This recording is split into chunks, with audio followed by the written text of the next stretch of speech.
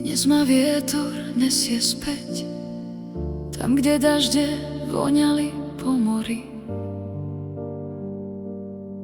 Ulice Vancouveru mlčia a ja v nich ešte stále stojím. Tam som nechala kus seba, smiech detí aj dávny žiaľ. Do tichých vln pri západe som popol lásky rozsypala. A život plynie ako rieka, nikdy sa celkom nezastaví. Len naše srdce občas blúdi medzi tým, čo bolo a čo práve žije. Som medzi dvoma brehmi sveta,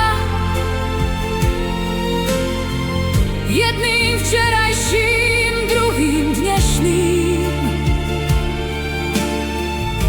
A hoci čas mi vlasy zmenil,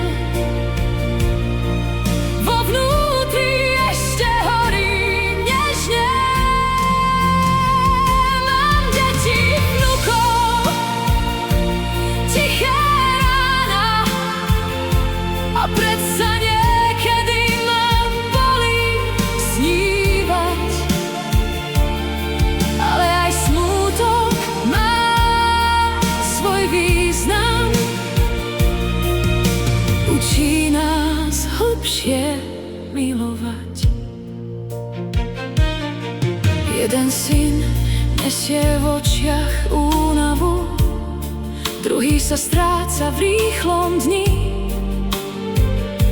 A ja by som ich chcela prikryť, ako kedysi, keď boli malí.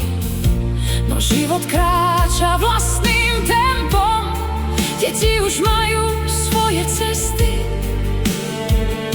a matka ostáva potichu strážkyňou svetla ich pamäti. Možno dnes iba duša plače za rokmi, čo sa nevrátia, no v každej žene, čo veľa ľúbila, ostáva sila nezlomená.